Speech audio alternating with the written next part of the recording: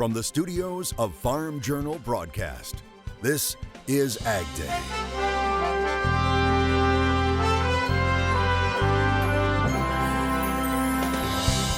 Coming up on AgDay, farming in the digital age, how data is driving many operations these days. We capture seeding rates, varieties, tillage passes, fertilizer maps. One of the first processors in the hemp industry runs into financial difficulties. With many trade deals coming down the pipeline, we're talking beef exports for 2020. We'll have that story ahead in the newscast. And despite a deadly virus, the Phase 1 trade deal moves forward. Good morning, I'm Clinton Griffiths. China is forging ahead with the new Phase 1 trade deal with the U.S., even as it battles the deadly coronavirus. In a recent phone call, President Trump and China's President Xi Jinping, quote, agreed to continue extensive communication and cooperation between both sides, end quote. White House advisor Larry Kudlow telling Bloomberg Television that Xi told President Trump the country would still meet its purchasing targets agreed to as part of the deal, with President Trump expressing, quote, confidence in China's strength and resilience in confronting the challenge of the 2019 novel coronavirus outbreak. Ag Secretary Sonny Perdue talking to U.S. Trade Representative Robert Lighthizer about enforcing the deal with China as part of his weekly podcast. One, we kept in place a substantial amount of tariffs on important goods, which gives you leverage. Two, we have a dispute settlement provision in there where when we have a dispute, you have a process where we meet on a regular basis. I'll have an office director who will bring it to his equivalent number. They'll talk it through, try to resolve it. If it doesn't get resolved there, it goes to a deputy. Then at least every few months to me and Liu He, is the vice premier of China, to resolve this issue. If it's not resolved there, we reserve the rights, assuming we act in good faith, to put tariffs on. China announcing last week it will cut $75 billion in tariffs, and that includes some tariffs on soybeans and pork. But specific details of how much of each specific commodity China will buy will not be released in tomorrow's WASDE report. The Office of Chief Economist releasing a report outlining how the accord will and will not affect USDA trade forecasts. But the report says that starting this month, USDA trade projections will fully consider all publicly available information on the agreement, as well as any new market or policy developments that would affect the forecast. The Trump administration also beginning talks around a new free trade agreement with Kenya. The U.S. Trade Representative's office says it would be the first possible trade agreement with a sub-Saharan African nation. Currently, Kenya is the U.S. 98th largest trading partner, and in 2018, the two nations exchanged $1 billion worth of goods. Wheat interests say Kenya could be a near $500 million market for U.S. wheat. And trade, no matter the country, has been a big topic at this year's Cattle Industry Convention and NCBA Trade Show. AgDay national reporter Betsy Jibbett joins us from San Antonio. And Betsy, you asked producers about trade with China. Clinton, experts with the U.S. beef trade say that exports should be strong in 2020, especially if they're anything like 2019. Now, USMEF releasing its year-end numbers, saying that 2019 beef exports are lower than they were in 2018. But they say that's okay. There were some record markets in 2019, including Chorus and also Taiwan. And they say that 2020 should bring more success, especially with new trade deals coming down the pipeline. The beef industry has been waiting on 2020. But we got past the Japanese deal and in pretty good shape. Falling herd numbers and now new trade deals that could help increase beef shipments around the world. A lot better things to come in 2020. During a time when trade to China should bring optimism, the unexpected coronavirus in China is impacting the livestock markets negatively, with officials not sure how long it will last. We don't really know yet. We don't know when this coronavirus will be corralled, and we don't know how long it will go on. I would say we haven't seen a slowdown outside of China, but it's probably a little early to tell. Aside from the virus, China is still a small export market. 700-800 metric tons a month is all we were averaging. And we're going to be about a $80 million market to China last year, which is that 1%? It's less than 1%. However, analysts expect that to change. Whether it's for the short or long term is the question. It takes time to develop, but I think there is potential. Kind of no matter what happens, it just may take some time. It's partly because China has loosened some of its restrictions on U.S. protein in the Phase 1 agreement, which could increase exports over time. I think of all of the phase 1 deals or developments that we've seen in the last few months, whether that's beef, pork, or chicken, the beef eligibility changes that China has made has really changed the opportunity for U.S. beef exports into China. Rather than just a few % of U.S. beef production being eligible, it may be as much as 25% today. USMEF expects big exports to Japan. January, we have the import data and the numbers are big. So packers and traders that are selling to Japan, especially on frozen, had big weeks in the first 2 weeks of January. So this is exactly what we thought would happen. Mexico is a big buyer too. And the one thing that they did on USMCA is to get some language into this phytosanitary situation, and where Mexico in the past as well, we're not going to buy anymore because of some reason which was not scientifically based. Then there's a new agreement with the EU, but it includes stipulations around how much beef is hormone-free. The answer we were coming up with was probably 15%. So I think we have the cattle to do it. It's just isolating those cattle and getting them into the right trade flow. There are other opportunities for exports. As the administration now looks to a potential trade deal with the UK, cattle producers alike realize its opportunities. Any kind of extra markets we can get is very helpful. And can't wait to see what's next. Reporting for AgDay, I'm Betsy Chippen. This active stretch of weather is far from over, with more storms and colder temperatures on the way. Meteorologist Mike Hoffman joins us with the latest. Mike. Well, good morning, Clinton. You're absolutely right. There is Arctic air in Canada. How far south it's going to come is the big question. The models kind of go back and forth on it and have been, but you can see at least the northern plains, the Great Lakes, the Northeast going to get a shot of Arctic air as we head through the middle of the week. And it's always interesting to watch a storm system riding along that front. That could cause a fair amount of snow in a swath. All depends on exactly where that storm moves. You know, when I was a kid, my grandfather tricked me and pulled my tooth out without me knowing it. But what did you do when you had a loose tooth as a kid? Well, check out Craig's daughter in Herman, Nebraska. Kinsley grabbed the Nerf gun and tied a string around the tooth, and watch what happens. 1, 2, 3. Success. Wow, no fear there. I'm not sure I could have done that as a kid. I'll have more in your forecast coming up. The hemp industry is reeling after news Kentucky's Gincana Global, a pioneer in the hemp industry, announced it filed for Chapter 11 bankruptcy. Kentucky's agriculture commissioner says the bankruptcy filing by the state's leading hemp processor is a gut punch to the industry. Gincana says the move will allow it to reorganize debt and continue operations without interruption. The commissioner, Ryan Quarles, saying that this is a sign the national hemp industry is facing some strong headwinds.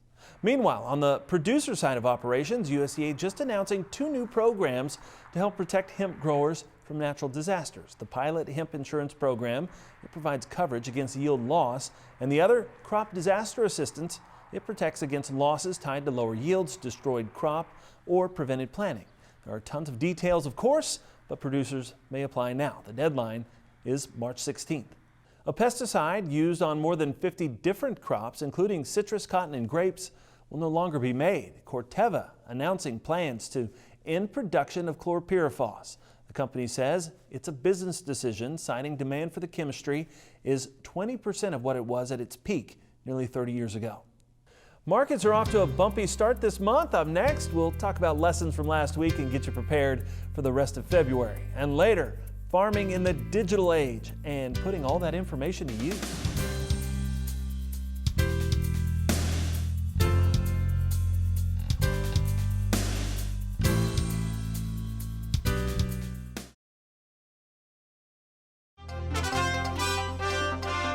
The U.S. economy added 225,000 jobs last month, but the unemployment rate also went up a tick. Manufacturing jobs declined once again, continuing a months-long trend, but there was notable growth in industries including healthcare and transportation. Tyson Foods reporting lower than expected quarterly sales. Reuters reporting the company will eliminate 500 jobs. Now, Tyson saying in its first quarter reports that it is competing with other companies to supply meat to China due to the African swine fever hitting the country's herd. Net income was up $557 million, or $1.52 per share in the first quarter. Sales rose more than 6%, but were less than analysts estimated. Brian Doherty, Total Farm Marketing, and Jeff French, Top Third Ag Marketing, our guest here as we kick off a week. Let's talk about what did we learn in the last week or two, and we'll start with you, Brian. We learned markets can go down fast, right. And so you know, a lot of times in the agribusiness or any markets, things move and they move fast. So we can sometimes only control what we can control, if that makes sense. So we don't know when coronavirus is going to happen or some other black swan or things. So the key is just to have that kind of that strategic preparation for the unexpected. Nobody was really looking for a fallout, yet we got a fallout in prices. So the question is, were cattle producers protected? Mm-hmm. Were corn and in particular soybean producers protected? Were they watching South American weather? So what was watched or learned last week was prices fall apart quick. South American weather continues to be conducive for crop production. Yeah, and Jeff, what have you learned in the last week or two? Well, you had the beans really close January on a negative note, 2 weeks consecutively lower. We make a new low on that first trading day of February. We close higher. We've held that low ever since. Positive signal. Also looking at the corn market, this March corn has held the trend line that goes back to September at 374. So you have the funds that are betting on lower prices, especially in the corn.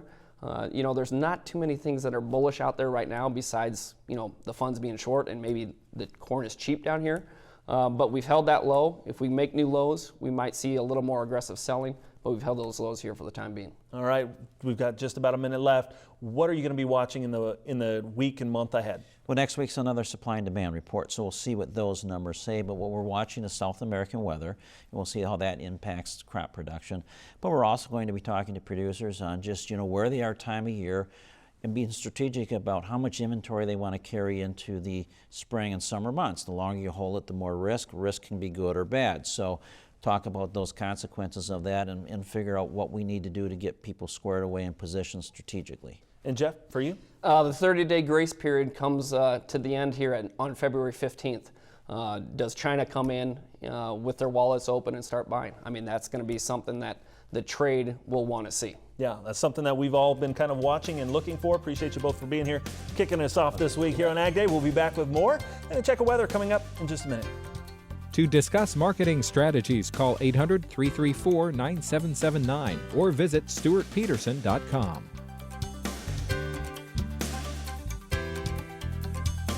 For a special report on the grain markets, call toll-free at 877-TT-HEDGE. That's 877-884-3343.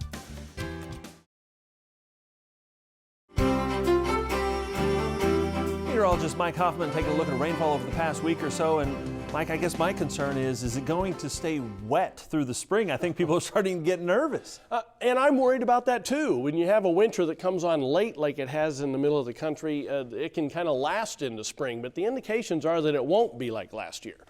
So at least we can hope on that. Here's the rainfall amounts last week. And of course, this includes melted snow because a lot of that strip right there, Texas all the way into Michigan and northern Indiana, was snow, and that's what it melts down to. But as you can see, most of this was rain. Some of this was severe weather. I mean, that was kind of amazing this time of the year, although it does happen in February in the southeast, and it did.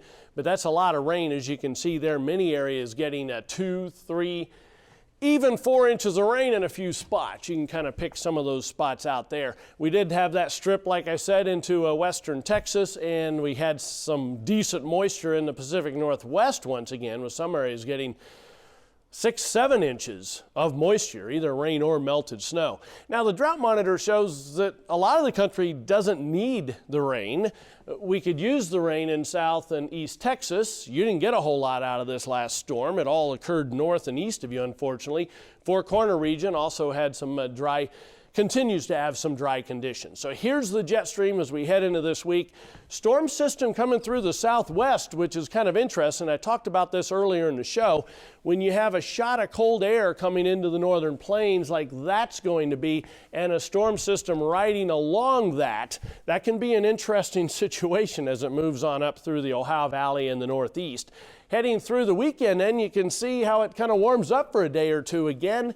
And then the cold air tries to come back into the northern plains as we head into next week. So kind of a big battleground through the middle of the country, and that's why I have temperatures this week below normal, most of the plains, the northwest, above normal in the southeast, the battleground area, and of course that's where a lot of the moisture is going to be, near the battleground and southward, above normal moisture, below normal northern plains into the southwest. 30-day outlook kind of similar.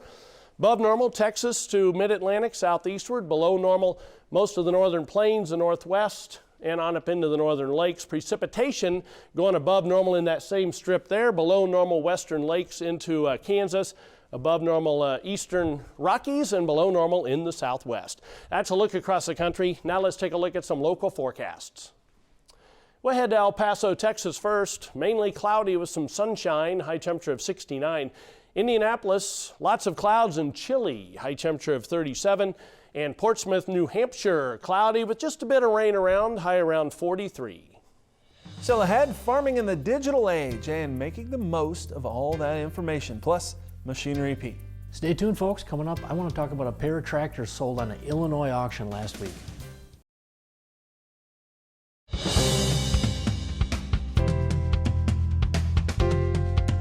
No matter the season, Machinery Pete is checking on deals for you, and he has the lead on some good deals involving the 8330. Well, folks, I want to talk about an auction I saw last week in central Illinois. It was a farm estate sale last Tuesday by my good friend Mike Moskey Auction Service. And there was one tractor on the sale that really popped out. It was this 2008 John Deere 8330, 1,860 hours on it. You can see very sharp. It sold for $146,000. Now, I can tell you that's the second highest auction price on an 8330 in 3 years. In fact, the only higher one was this one, which was just 2 months ago, December 3rd, online farm auction out of central Iowa. Our friends at the Steffes Group sold this one. It was an 09 model, 1,687 hours on it, went for $151. Now, I can show you these two examples, super low houred. They're right in that sweet spot, just over 10 years old, pre-def, obviously high pricing. But it's not like every 8330 or every pre-def tractor sells that high. In fact, last year at auction, the average price on 8330 was $82,439, and that was actually down 6.5% from the previous year. Now, last year, the high, we just saw a picture of it, $151,000 in December, but I saw them as low as this one, $32,700 for another 08 model.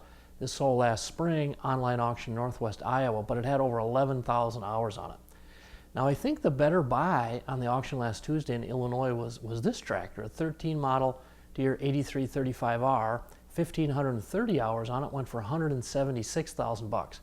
But folks, that's where the buys are, those 2012 to 15 models right now. It's become a must-have on the farm, all that digital data, but knowing what to do with it is key. How it could be a benefit on your farm, next.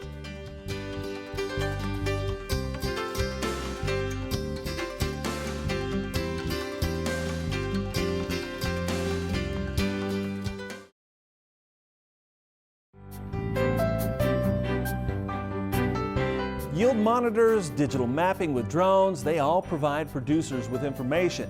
But what can you do with all of it? LSU Ag Center reporter Craig Gautreaux has a story from Alexandria, Louisiana.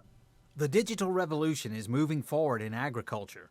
Tools such as yield monitors and digital mapping are generating vast quantities of data and are helping increase productivity.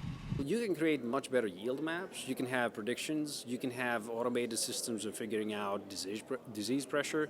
You can test things like vigor or test things like growth. Data is captured throughout the growing process, and farmers use it to make key management decisions. We capture seeding rates, varieties, tillage passes, elevation, yield maps, fertilizer maps. We use digital ag to try to micromanage a field as best as possible. Yield monitors have been in use for a while, but new analyzing techniques are allowing management decisions to be made more quickly. We're transmitting all this information from tractor to a laptop or a computer in the office. It's just amazing the amount of information that we're going to be able to gather and then very quickly do some analysis and make some decisions that are appropriate to improvements. Jatimus made a presentation to growers showing the potential of the data and how farmers can benefit. He emphasized acquiring the data is not expensive, which is important to producers. The prices right now are rather cheap on the analysis, but I do want to stress out that the price of collecting that data is already there. When you buy a new combine, you buy the sensors as well. You don't have to spend anything extra. With the LSU Ag Center, this is Craig Gocho reporting. All right, thanks, Craig. And that's all the time we have this morning. We're sure glad you tuned in. Start your week with us. From all of us here at AgDay, I'm Clinton Griffiths. Have a great day.